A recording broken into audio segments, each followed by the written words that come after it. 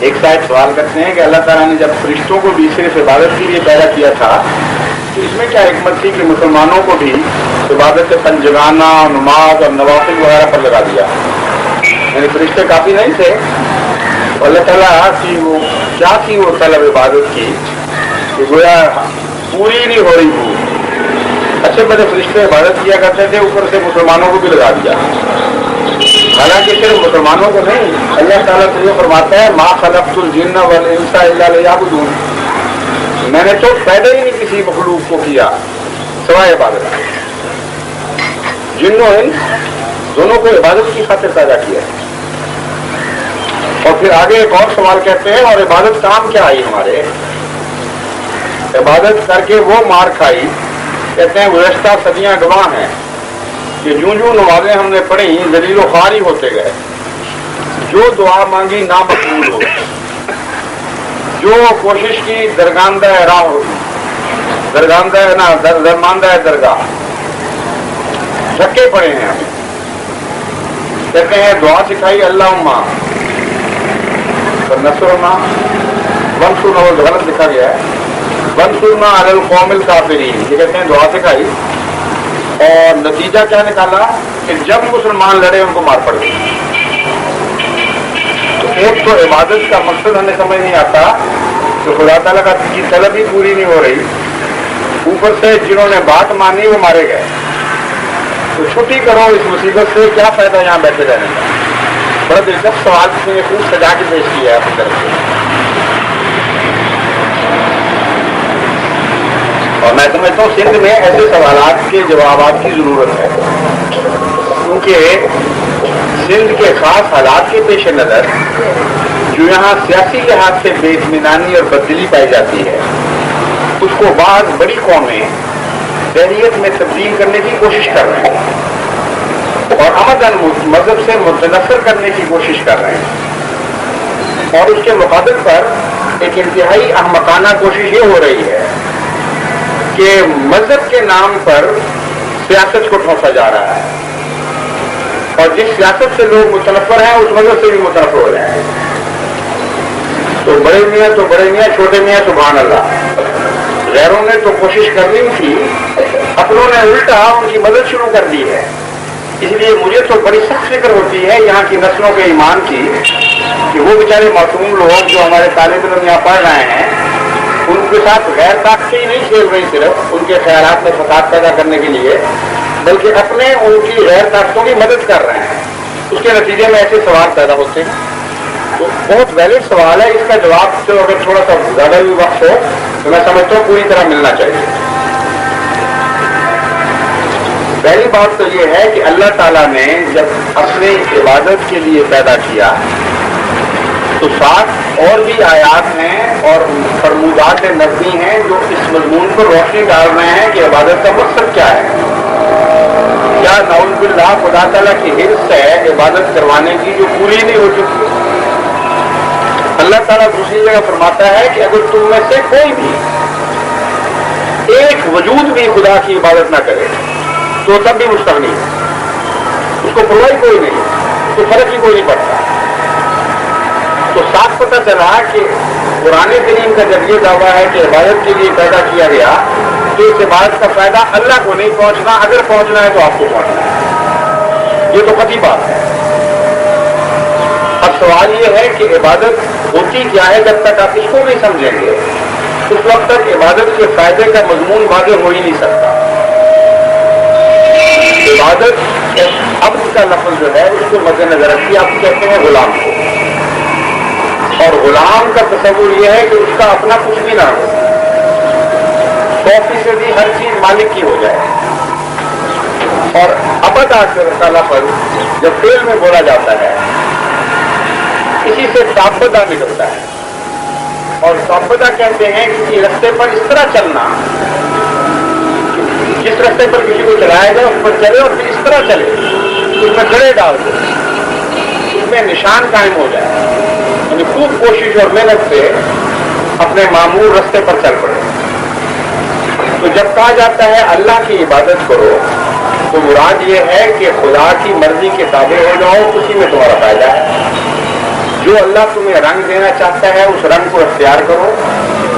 اور ایک اور معنی عبادت کا یہ ہے کہ غلام اپنے آقا کی پیروی کرتا ہے, اس کے پیچھے چلتا ہے, ویسا ہونے کی کوشش کرتا ہے. تو اللہ تعالیٰ فرماتا ہے اگر میری صفات کو اختیار کرو گے تو تمہیں دنیا میں جنت نصیب ہو جائے گی. ان صفات کو کھول کر بیان کرتا ہے. چنانچہ وہ نماز جو ان صفات سے عاری کر دیتی ہے انسان کو, خدا تعالیٰ خود اس عبادت پر لعنت ڈالتا ہے.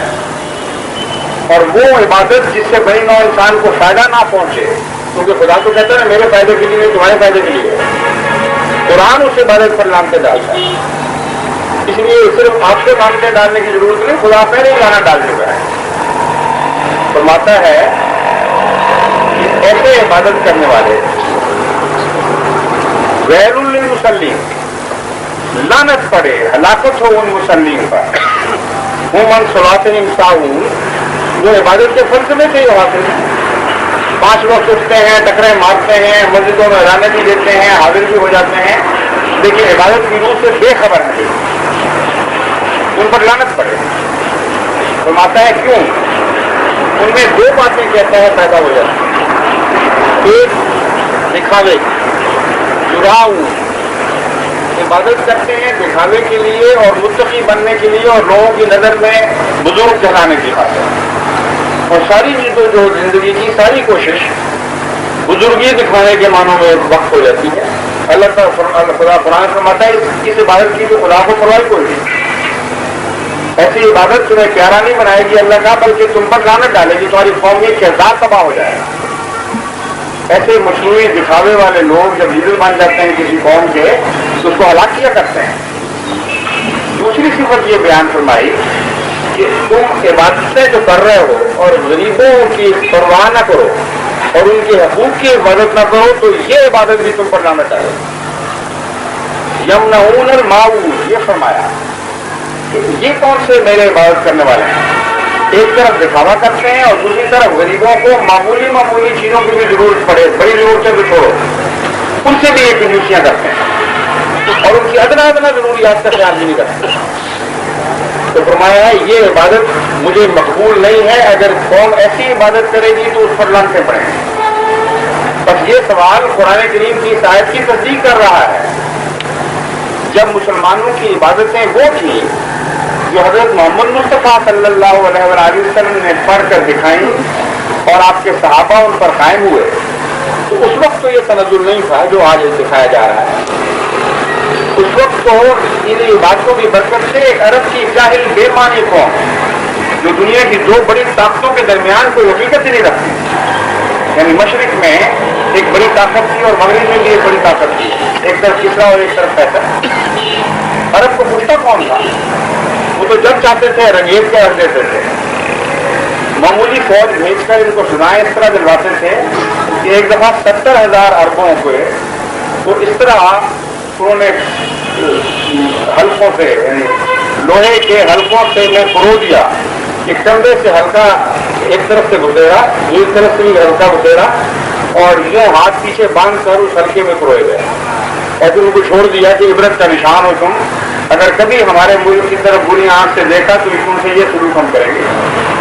یہ کون ہے؟ جب عبادت وہ کی جو خدا چاہتا تھا, جس میں نفس کی کوئی بلونی شامل نہیں تھی اور بڑی نو انسان کی گہری ہمدردی تھی اور غریبوں کا خیال رکھا جا رہا تھا, اس وقت اس عبادت نے وہ پھل دکھائے کہ دیکھتے دیکھتے کسرا کی حکومت بھی غلام ہو گئی اور قیصر کی حکومت کو بھی پارا کرنا شروع کر دیا. پھر عبادت میں رنگ بدلے, پھر وہ رنگ آ گئے جو آج کل ہیں. اور آج کل کی مسلمانوں کی ذلت اور کئی 100 سال سے مسلمانوں کی ذلت یہ گواہی دے رہی ہے کہ قرآن سچا ہے, تم جھوٹے ہو. اگر قرآن والی عبادت تم کر رہے ہوتے تو خدا تعالیٰ تم سے یہ شروع نہ کرتا. تو اسلام پر کیا الزام ہے؟ اپنے کردار کو دیکھیں, آپ نے رخ بدل لیا, ظاہر پرستی ہو گئی ہے اور تقویٰ کا نام نہیں رہا.